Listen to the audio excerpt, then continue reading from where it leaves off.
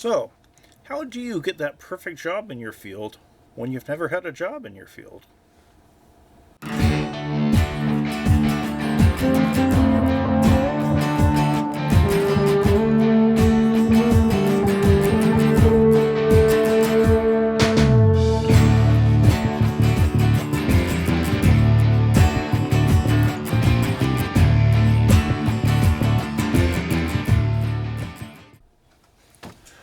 I firmly believe that one of the keys to doing good application material is to be able to make the best use of the skills you have.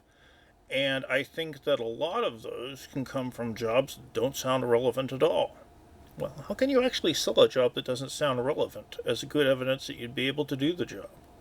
It is a problem for a lot of students that when they get out of college and get on the job market, they don't have a lot of the skills that the jobs they want require because you've been spending all your time working on getting through college.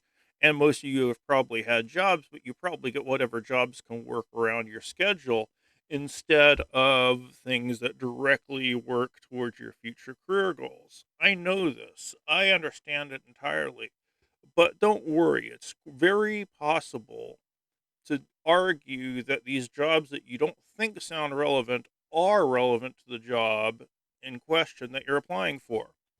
If you've ever worked fast food, and I know a sizable amount of you have, then you know that while you might earn the ability to make pizzas or hamburgers or something like that, you gain skills that are applicable to all kinds of things. You learn how to deal with unruly customers, you learn how to deal with bad managers, so on and so forth. There's a lot to learn in those jobs. How can we talk about those things we learn at those jobs that apply for the jobs we're applying for? The term I use is transferable skills. We're looking for the skills that I learned at one place that I can transfer to this other place.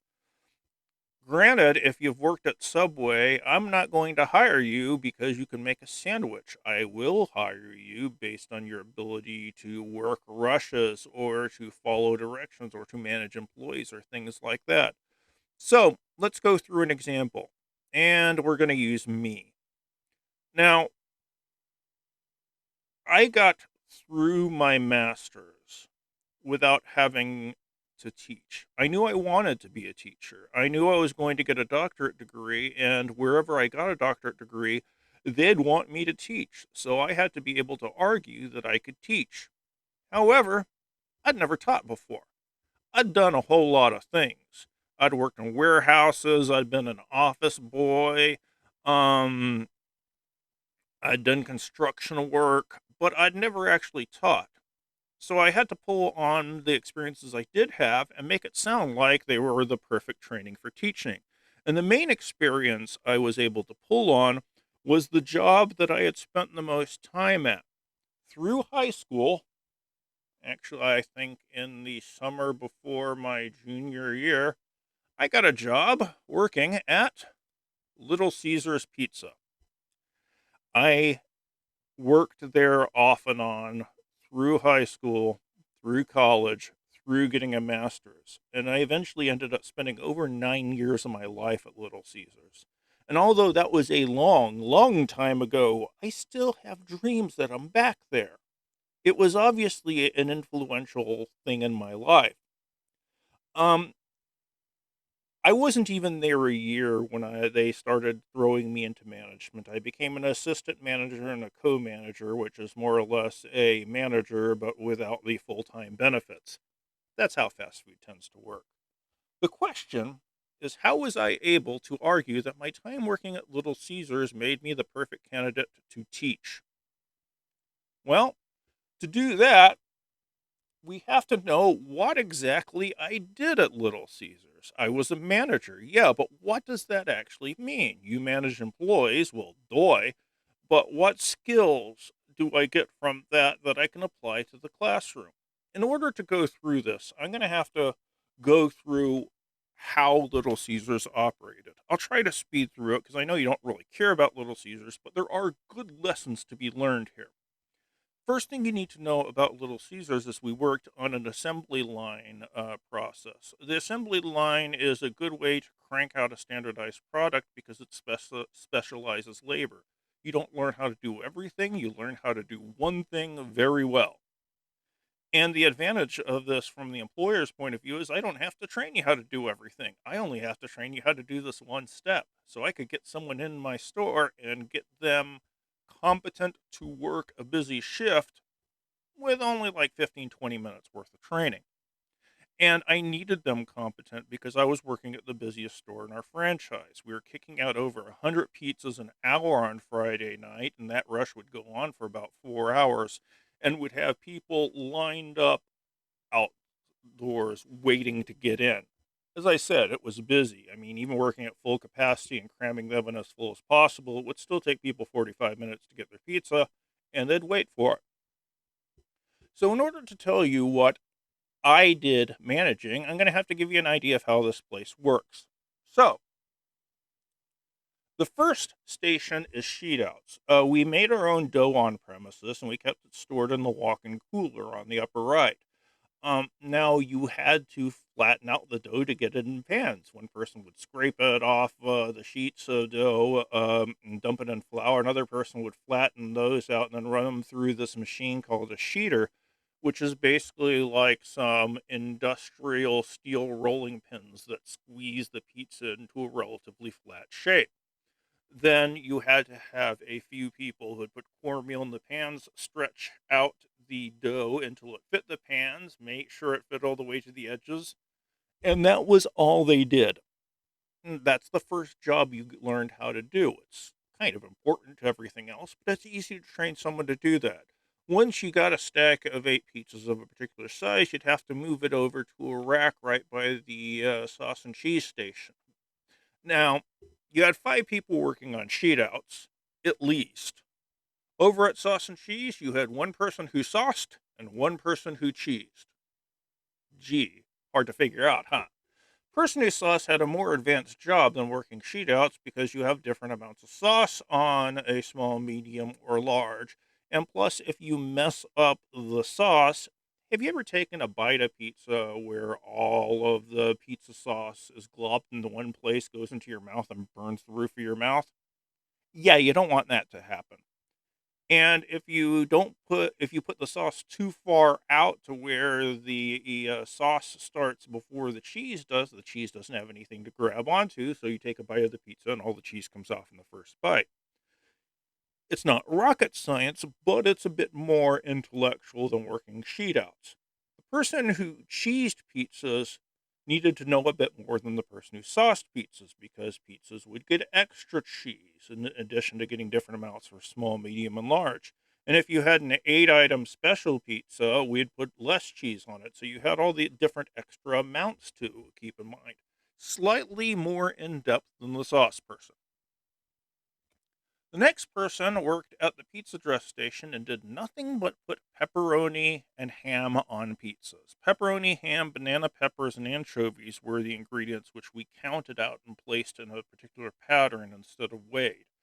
And you had to be relatively quick doing that. And you had to keep them in the proper pattern because we didn't want the people who cut the pizzas to have to cut through pepperonis. Um, I got good at it, which means I'm also really good at dealing cards.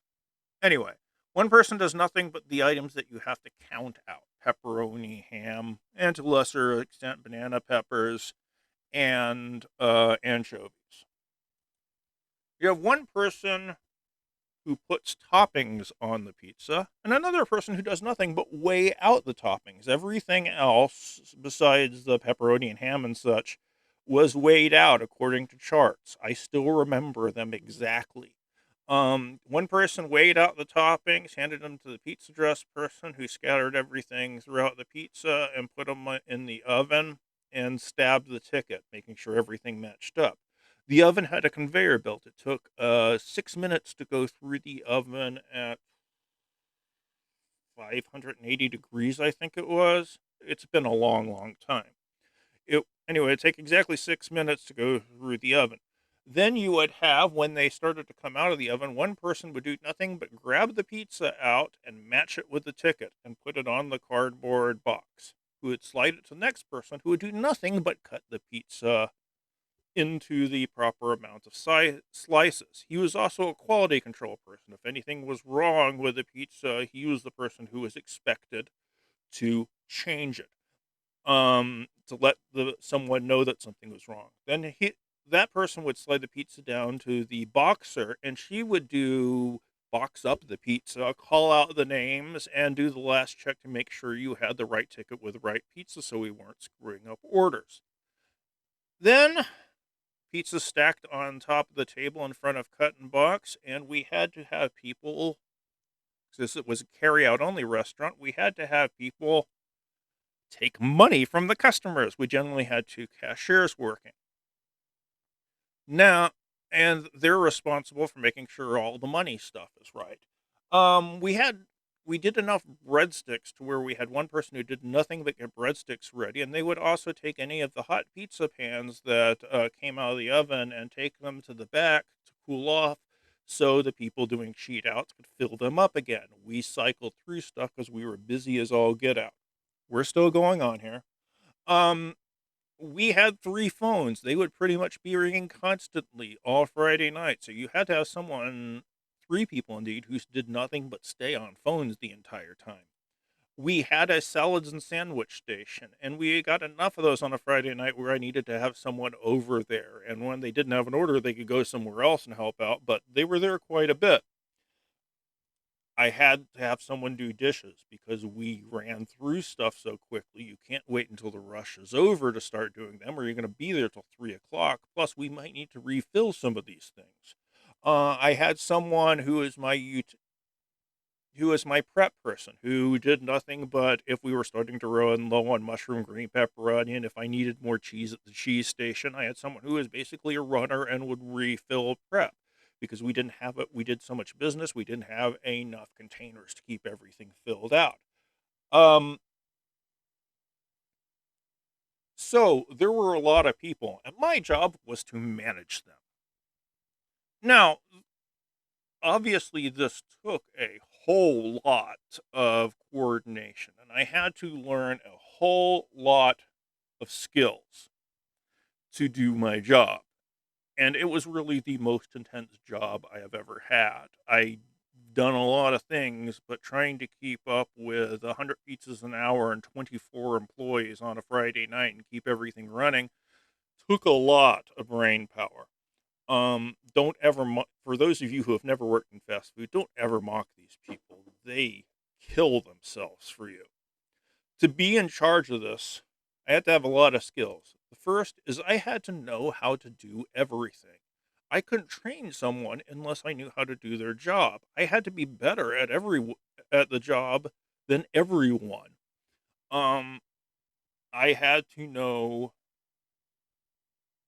how to make pizzas, how to do sheet outs, how to sauce, how to cheese, how to work cashier, how to cut and bag, all of this stuff. Because I had to train new employees. Someone would get in and I would have them able to contribute within about 10, 15 minutes. And when they got bored with their job, I'd train them to do the next job. And you not only have to train them, you have to know when they're ready to learn more.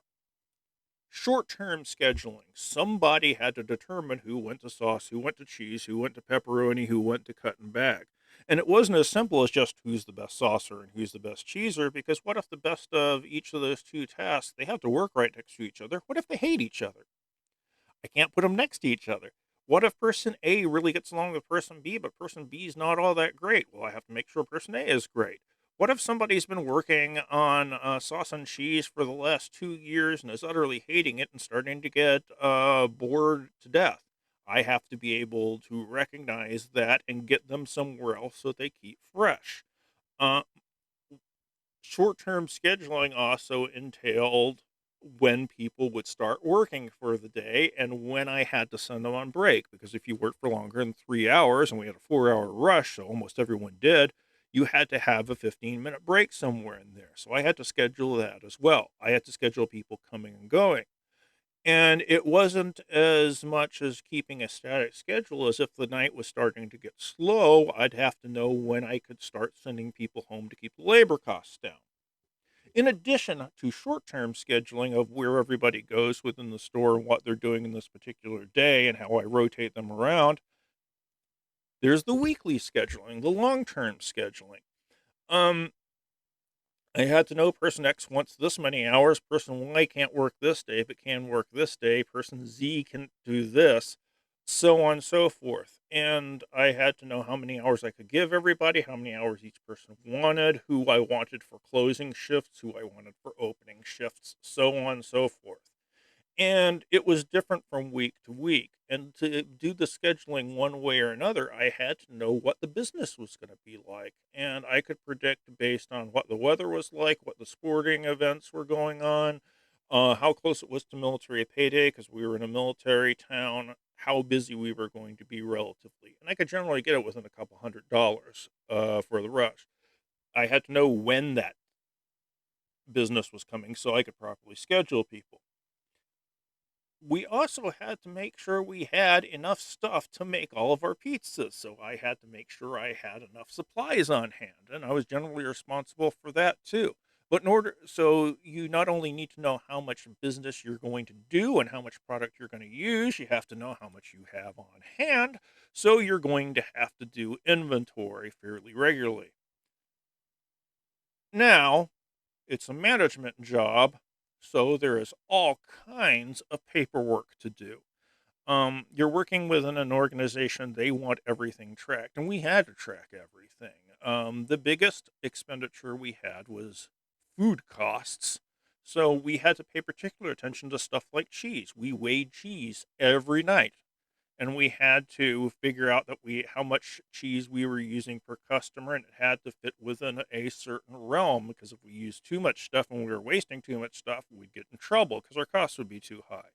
Paperwork would also involve keeping labor costs down. It would involve any number of things in addition to the inventory, the scheduling, the money, which we'll get to in a second.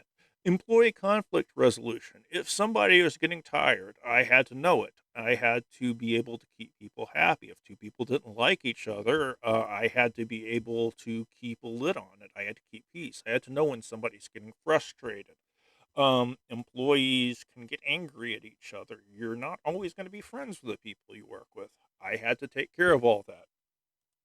I had to do money management, which meant I had to count every night. I had to make sure no one was ripping us off. I had to keep a good eye on everyone. I had to take care of all the banking. I had to make sure we weren't over or short too much money. The main thing I had to do, though, was work with my employees, who were all, because it's a fast food place, teenagers.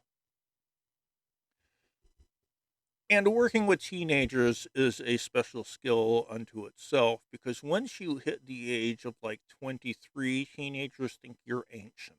And yeah, I know there's a lot of teenagers in this class, but tell me I'm wrong. It always seems like people are going out of their way to make me feel old. This is old man complaining, by the way. So, at any rate, working with teenagers is a different skill. It's a much different thing to work with adult employees than it is to teenagers who are balancing 50 million other things in their lives, plus are hormonal and weird all the time. So, how was I able to argue that my time at Little Caesars would help me become a teacher? Well, there's a few things that come to mind right away. Scheduling. I have to schedule out the whole semester, just like I had to schedule out the whole week. I had to schedule out each class session. So that's short term scheduling on top of long term scheduling. I have to know that I can't do something for more than 20 minutes in a class or people are going to start to get bored. I have to know how fast I can drag people along. So that's short term, long term training. Paperwork. I have any amount of paperwork to do in terms of grades, in terms of reports, in terms of whatever committees they send me on against my will. Managing conflict. I have had people who don't like each other in class, and I have to keep a lid on that. In addition to keeping the class at a relatively dealable level of volume. Um, conflict resolution does happen. And I get the added joy of having people who think that on occasion I've had people who get angry with me because they didn't get an A just because they showed up every day. And I have to be good at doing that kind of stuff, getting those people calm. Inventory. Well, I don't have to count boxes of cheese anymore, but I have to be aware of who's there, who's doing what level of work, so on and so forth. And who are my students? Teenagers. Bit older than the ones I was working with at Little Caesars, but by and large, my average student is 18 to 20. Not that much different than the people I had employed at Little Caesars. So there's not a lot of name similarities. No one cares how well I can pepperoni pizzas here as a teacher, but doing the management aspect of it, time management, personnel management, scheduling, and all that are directly relevant skills, in addition to the fact that I was very comfortable talking to teenagers because I'd been working with them a long time. I could have made the same argument that a lot of those skills would have helped me if I wanted to become a librarian. It's probably would have to be leaning a lot more on the organizational side of it than working with people. But working with people is still part of what a librarian does. But the organization is a huge part. Could I make an argument that I'd be a good salesperson? Well, yeah, I have to work with the general public. I've worked on the phones enough. I've dealt with the customers a lot enough. I've dealt with angry people, and I always had a certain skill of being able to take somebody who was really, really angry at us and within 5 minutes have them apologizing to me. That's a kind of skill that you can use if you're trying to sell stuff. Could I have made an argument that my Little Caesars time was perfect preparation for me to be a police officer? Yeah, probably. Working with reluctant people has a certain element to it. I mean, I wouldn't feel 100% comfortable doing that, but then again, I wouldn't be 100% comfortable in that job either. But there are enough things. Do cops do paperwork? Yeah. Do they have to deal with people in the teenage area? Of course. Do they have to think about scheduling their time? There's similarities there. And I think that in whatever job you've had, you can find some way to talk about it that makes it sound like you learned the exact skills you need. And that's what transferable skills are all about. So that's transferable skills.